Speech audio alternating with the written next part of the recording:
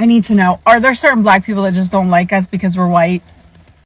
We live in a country that enslaved black people and never paid for it. And y'all be asking questions like this. Meanwhile, the same government who okayed this shit determine the curriculum in school and they decide they gonna show slave movies to black people while they sit next to people who look just like you. Like Muhammad Ali said though, every line they gonna try to attack you, but who gonna be dumb enough to wait for the one that's not?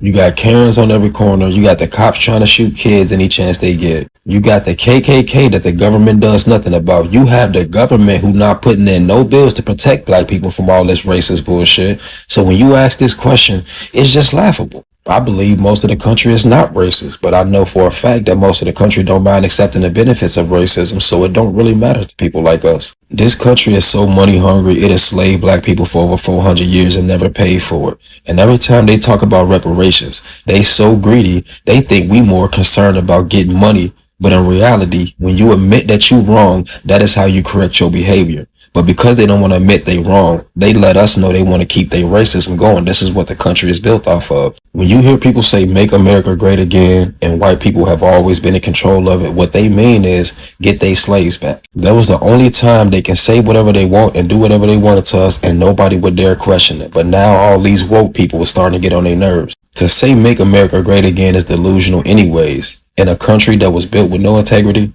off of the backs of slaves, all of the evil that was done, and they documented it. So it's not just me saying this. We had to go to school to study, so I know what I'm talking about. The same country that has not taken a break from their evil to the life that was created by God will lie to themselves and say, God bless America.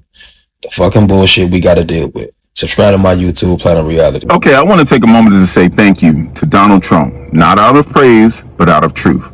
Because while you rip through every part of this government, tearing down justice, equality, and fairness under the fake excuse of fighting DEI fraud, what you're really doing is confirming what black folks have been saying for generations.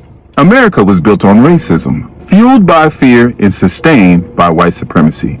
You've exposed it all. The masks are off. The polite racism, the fake allyship, the colorblind lies, it's all gone. Now we see it raw and unfiltered. You're not just targeting policy, you're targeting people. Black people, brown people, marginalized communities. In the wild part, we make up the smallest portion of this country, yet somehow we are the biggest threat to the lie that white supremacy built. That should tell you everything. You're afraid not of violence, not of replacement, but of the power we hold even when we have nothing. You see the way our culture, our brilliance, our resilience, our excellence continues to shape this country, even when it tries to erase us. Donald Trump is just the loudest version of a system that's always been in place.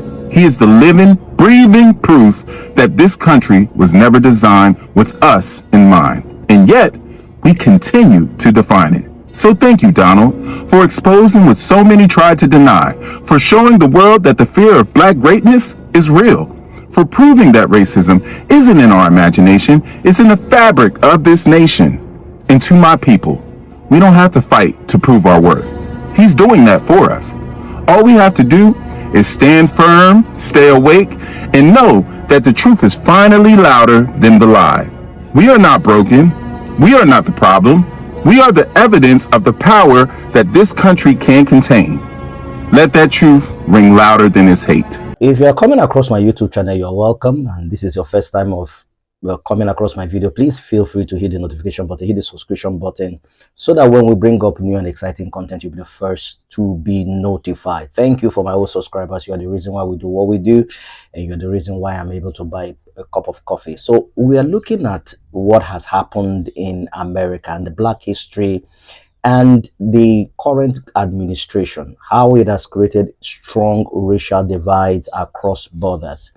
The subject of repatriation is not about money, and those who are pushing the whitest agenda or propaganda needs to understand that it's not a concept of funds. It's a concept of admittance that evil was done to a certain group of people. And there are those who are of the group of thought or opinion that if that is the case, those who engage in the Arab early trade, the black trade, because there have been all kinds of slavery, need to pay repatriation money. No. To whom much is given, much is expected. If America is the greatest nation that has ever existed and is known all over the world, then it should take the lead in laying basic foundations of truths and acceptance. And that is what the Black Americans are saying. It's not about money. It's about admitting that you were wrong and apologizing for the things that you did. Not that these crimes were just committed and was handed from mouth to mouth. No, it was documented, graphic dealings of how slaves were killed, eaten, lynched, and these were totally very barbaric in its nature. And so we're looking at the video today, a couple of other videos where people are saying the blacks have been quiet, and they're saying we've been talking, but nobody's listening. History itself will always come to our defense. So when we are through with those videos and analysis, we'll come back to give our own general opinion. So hang in there, guys. This might be the one that gets me kicked off this platform. So I'm going to be graphic. It is what it is. Let's talk. Because this week something happened that took us about 400 years to get to. And before I tell you what was said, I need to tell you what was being named. Because this is the part that never gets said with the weight that it deserves. Before a single ship left the coast of West Africa, the people who were going to be put on it were already being processed, stripped naked, prodded, groped. Traders invasively examined the breast, buttocks, and vaginal areas of women and girls, allegedly to assess their childbearing ability. Men and boys were groped around the groin, scrotum, and anus. One white trafficker who later testified described the process as similar to what you would do to a horse before purchasing it. These were human beings, y'all. They were being evaluated the way that you would evaluate livestock. And when the evaluation was done, they were assigned a number, not a name, a number, and loaded onto ships. These ships were built into two categories, tight packers and loose packers. Tight packers maximized profit. Human beings were measured with instruments with charts to calculate how many bodies could be chained in a single row. The space allocated per person was roughly the size of a coffin. Men were shackled together in pairs at the wrists and ankles and packed into the hold lying on their sides, unable to sit up, unable to turn over, unable to move. The heat in the hold was lethal and suffocating. There was almost no ventilation. The air was so thick with human waste, sweat, and disease that sailors reported being unable to breathe when they opened the hatch. Dysentery tore through entire decks. People vomited on each other. People had diarrhea on each other. People died chained to the person beside them and stayed there, rotting, until someone came to remove the body. Sometimes that took days. Smallpox spread. Measles spread. The living were chained to the dead in spaces the size of coffins, in heat that historians describe as suffocating and unbearable. In the middle of the ocean, women were kept unchained in separate compartments, not as mercy, but because being unchained made them easier to access. Crew members raped them throughout the voyage, not occasionally, routinely. Those who resisted were flogged. Women gave birth on those ships, without medical care, without assistance. In those conditions, most newborns didn't survive. In one documented case, a captain punished a failed rebellion by killing one of the men involved immediately and forcing two other enslaved people to eat his heart and liver, while the rest watched. This is in the historical record, y'all. It is documented in historical accounts of the Middle Passage. About 15% of the people put on those ships, nearly 2 million human beings died before they reached land. They were thrown overboard, and some were thrown overboard alive, because maritime insurance paid for cargo lost at sea, not cargo that died of illness. Throwing people into the ocean alive was more profitable than letting them die of disease. The most documented case is the Zong Massacre of 1781, in which a British captain threw 132 enslaved people into the ocean alive and filed an insurance claim. The case went to court. The question before the court wasn't whether a crime had been committed, though. The question was whether the insurance policy covered the loss. The ones who survived the crossing arrived at a port and then were processed again. Before they were sold, their skin was rubbed with oil to disguise cracking and lesions. Their heads were sometimes shaved to remove gray hairs and bacteria, to make them look younger and healthier than they actually were.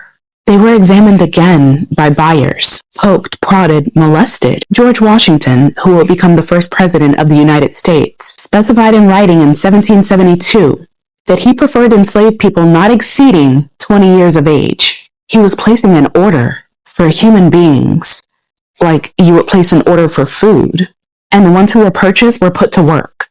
About 80% of enslaved Africans transported across the Middle Passage ended up on sugar plantations in South America and the Caribbean, where the mortality rate was so high that the entire enslaved population had to be continuously replaced through the ongoing slave trade. People worked from before dawn until after dark, in gangs, cutting sugarcane in tropical heat, feeding it into mills regularly to fingers, hands, and arms. Life expectancy on a sugar plantation was measured in years, not decades. The system consumed people.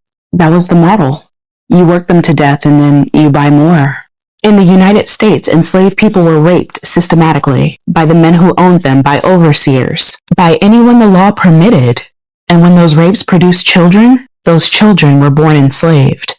The enslaver's blood ran through the veins of the people that he owned. Families were deliberately separated at auction. Children sold away from mothers, husbands sold away from wives, with the specific intention that they would never find each other again. Their languages were criminalized. Their religions were outlawed. Their names were replaced with the names of the men who owned them. Reading and writing were made illegal. The systematic destruction of identity, culture, language, family, and humanity was not incidental to the system. It was the system. You can't enslave a person that knows who they are. So they made sure people didn't know. This ran for 400 years. The records are a little fuzzy, but between 12 and 14 million people were stolen from Africa. Nearly 2 million died on the crossing. Tens of millions more were born into slavery in the Americas. The wealth generated by their labor built banking systems, the insurance industries, the textile industries, and the national economies of Britain, Spain, France, Portugal, the Netherlands, and the United States. That wealth was inherited. It was compounded. It is still here. When Britain abolished slavery in 1833, the government paid £20 million in compensation, equivalent to about £2 billion today. That money went to the enslavers, not to the enslaved. British taxpayers were paying off that debt until 2015. Lloyd's of London, which insured slave ships throughout the trade, they formally acknowledged the history and apologized for it. But the wealth didn't disappear. It compounded. The cotton that enslaved people picked in Mississippi in 1850, it built the textile industry that funded the Industrial Revolution. None of that wealth was ever returned. And when it was over, the men who built all of that wrote the history books. They named the streets after themselves, built monuments to the men that tried to keep it going, taught children that it was a tragedy of its time, something complicated, something to understand in context, you know? This week, 123 countries stood up at the United Nations and said, no, we see it, we name it, the gravest crime in the history of humanity. And I keep thinking about the people that never got to hear that. The people who died carrying the truth of this in their bodies, with the world's silence pressing down on top of it. Our ancestors knew exactly what it was. They lived it and the world looked away. That's not a small thing to finally name. Now let's talk about who refused to name it.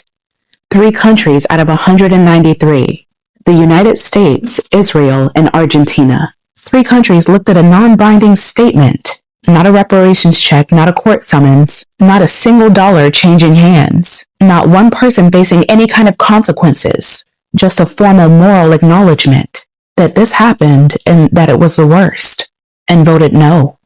They voted no. And the argument this country made is one of the most clarifying things they've said in years. The U.S. Deputy Ambassador stood up in that hall and said, "The United States does not recognize a legal right to reparations for historical wrongs that were not illegal under international law at the time they occurred. They built the legal system that made all of that legal. They wrote those laws. They enforced them. They sent men with guns to drag the people back that survived long enough to escape. They fought a war. Hundreds of thousands of people died, specifically to keep those laws in place. And now they're sitting behind those same laws as their defense, as proof that they don't owe anything. The country that engineered the legal architecture of chattel slavery is using that same architecture like a shield. That's a confession if I've ever heard one." And then there's Europe. Europe didn't vote no, they abstained. And I want you to hear what Europe said in order to explain that.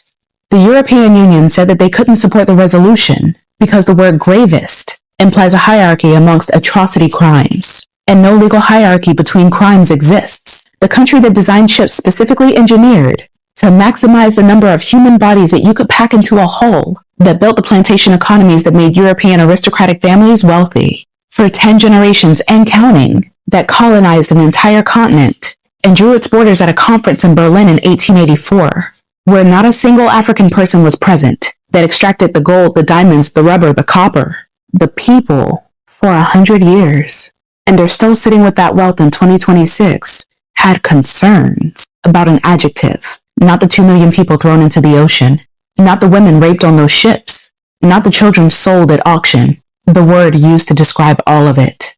The Netherlands is the only country in the world that's ever formally apologized for its role in the slave trade. One out of every nation that participated. One apology in the entire history of the Western world. But look at who said yes. Right? 132 countries. The entire African continent, the Caribbean, Latin America, most of Asia, the global south. The people who know from their blood and their bones what it means to be on the receiving end of that power. They didn't hesitate. They didn't debate language. They didn't have concerns about adjectives. They called it what it is without flinching, without qualifying, without apologizing for the clarity of it all. And for the first time in the history of international law, it's on the record. What happened to African people wasn't complicated. It wasn't a product of its time. It wasn't something we need to understand in context. It was the worst thing human beings have ever done to each other. 123 names on it. So let me be clear about what this week was and what it wasn't. It wasn't justice. It wasn't reparations. It wasn't accountability. No one's going to prison. No check is being written. No land is being returned. No wealth redistributed. It was 123 countries agreeing on a word, a non-binding word, and even then it was too much for some people. But that word, after 400 years of refusing to say it, is not nothing, because our ancestors carried the truth of this without anyone official ever confirming it. They knew what it was. We have always known what it is. And for generations we were told we were exaggerating, that we needed to move on, that it was a long time ago, that people asking for acknowledgement were the problem. 3 countries said no, but 123 said yes. And the people who built this world on the bodies of our ancestors, who designed ships to fit more of them in, who rubbed oil on their skin to hide the damage before putting them on the auction block, who bred them like livestock and sold their children and raped their daughters, and then wrote history books calling it complicated, spent 400 years trying to make us forget that we were worth fighting for. This week, the world disagreed. That belongs to us.